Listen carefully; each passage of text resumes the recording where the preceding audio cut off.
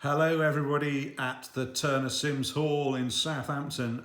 Adrian Chandler, Artistic Director of La Serenissima here. Just making a video for you guys about our concert, The Godfather, that we'll be playing at Turner Sims. Apologies for the lockdown hair, in desperate need of a haircut. I hope I will be looking much more spick and span when you see me on the stage. So we thought we'd just make a little video about The Godfather. The Godfather is in question is Georg Philipp Telemann, and whilst there is only one piece of Telemann on the programme, it's not really about Telemann. It's more sort of an exploration of all the sort of networks and contacts that were richly serviced in the 18th century. As my old history teacher would say, the thickies' attitude to history was that because they didn't have mobile phones, telephones, emails, etc., planes, blah, blah, blah, blah, that nobody spoke to one another. It's absolutely untrue. Yes, it may have been a much harder task keeping in touch, communicating with your fellow composers and musicians, but they did it unbelievably well, given that they had sort of rickety old coaches and sort of potholed roads and what have you. So the amount of music that travelled north of Italy into Northern Europe has been well documented. Vivaldi concerti Albinoni concerti were very popular in Northern Europe, but there's sort of a feeling that the reverse didn't happen. It's not actually true. For instance, in Vivaldi's hand in Dresden, there survive a set of Telemann trio sonatas for.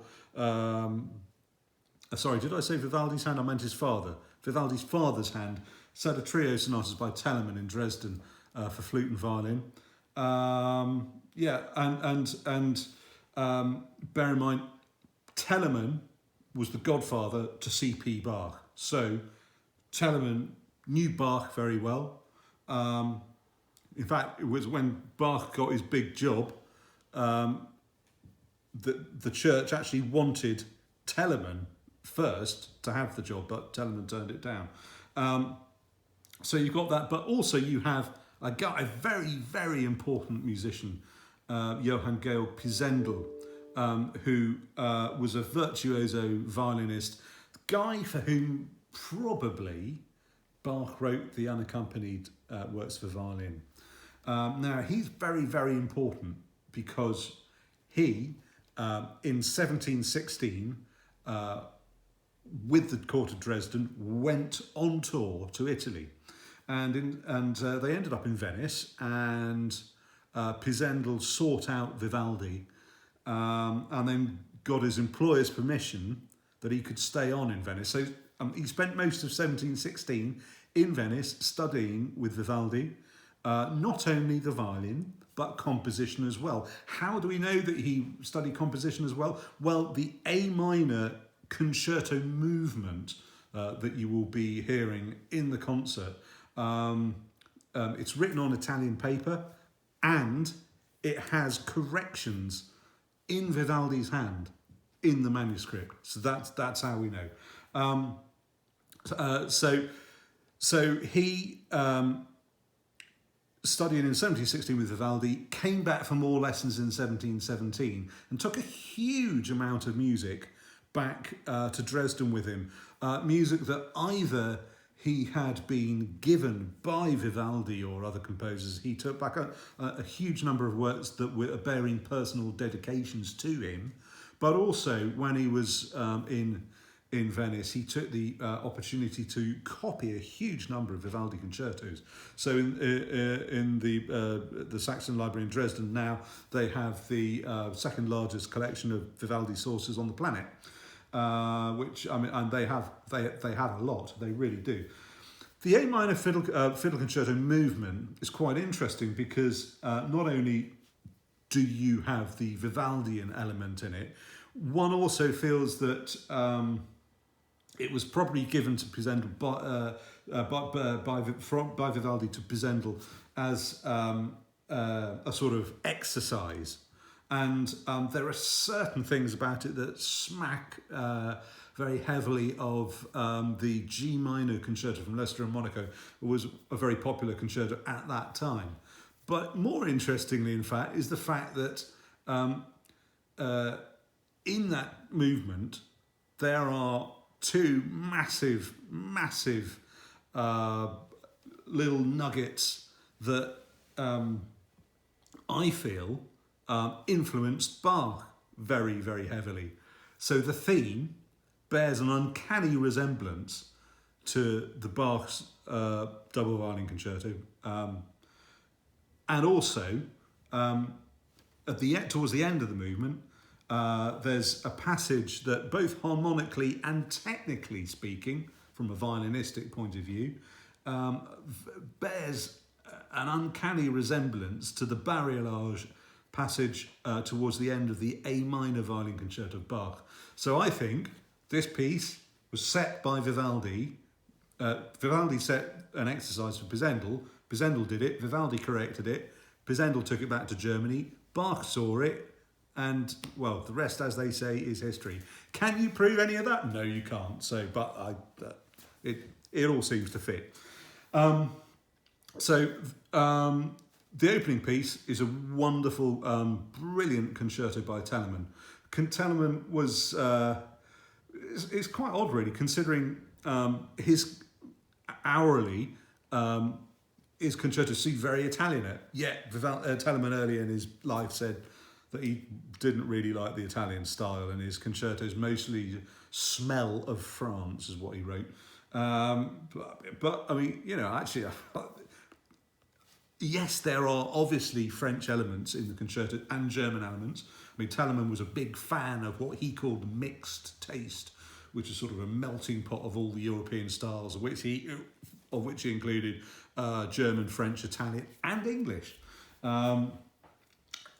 So that's a massive concerto for three trumpets, drums, oboes, bassoon, strings, and then you have the Pisendel violin concerto movement. There's also another Pisendel concerto movement, this time for two oboes and bassoon, which is quite unusual because most of Pisendel's surviving literature is written for the violin or strings. So this is rather unique in his output. This movement for two oboes and bassoon.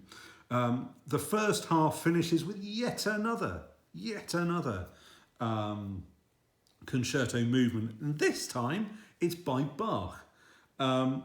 It's a really unusual piece.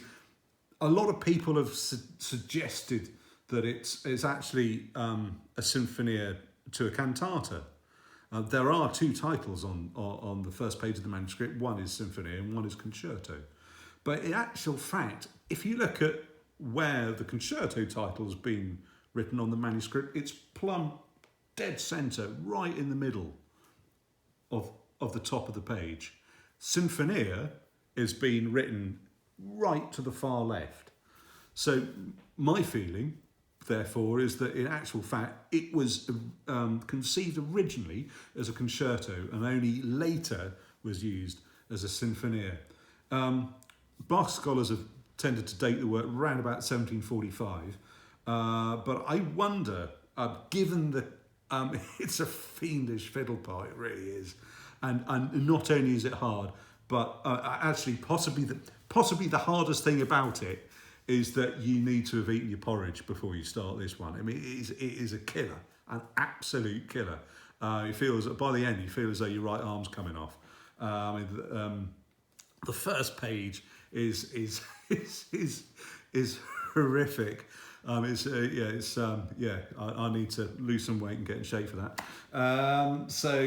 But it's a brilliant piece. I think probably written for Pisendel.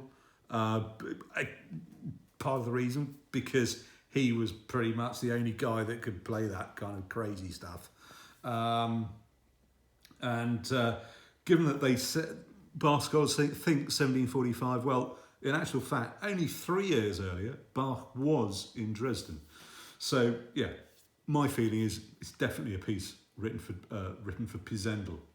Moving on to the second half, we have a brilliant concerto by Brescianello for violin and cello and strings. On the record that we made it for violin and bassoon, but Brescianello does say you can use either. Brescianello is a composer. We're talking about influence of German music on Italian musicians. This is Brescianello's classic case in point. He did spend the lion's share of his career little bit in Munich, and then mostly at the court near Stuttgart. And he was pretty much, apart from Kellery, who's kind of half Italian, half German, pretty much he's about the only Italian writing sort of German-style orchestral suites. The concertos are predominantly Vivaldian, but they have a nice German sort of harmonic twist to the harmonies as well. We then have a Vivaldi concerto for strings only. It's a brilliant concerto in A major that actually shows sort of embryonic use of sonata form, which for a musicologist is quite interesting. And then we finish with a very flamboyant concerto by Fasch, another mate of Telemann's, also mate of Pisendel's. He actually led early on in his career, 1721, 1722, the orchestra for Vivaldi's patron in Prague. Vivaldi had a patron in Prague, and Fasch led the orchestra for him, and so he got to know a huge number of Vivaldi concertos. So unsurprisingly, his violin writing is very, very Vivaldian. Again, good mates with Pisendel. In fact, Fasch and Pisendel swapped manuscripts. So Fasch would send Pisendel something, and by return of post, Pisendel would send him a bundle. So I mean, that's how music was sort of got around, really. And we also know, for instance, that Bach had manuscripts of Fasch in his possession. If you ask me, Fasch, very, very underrated composer, and this concerto is a fitting finale, very nice and loud, lots of trumpets, etc., etc., to the concert. So, looking forward to seeing you there. Cheers.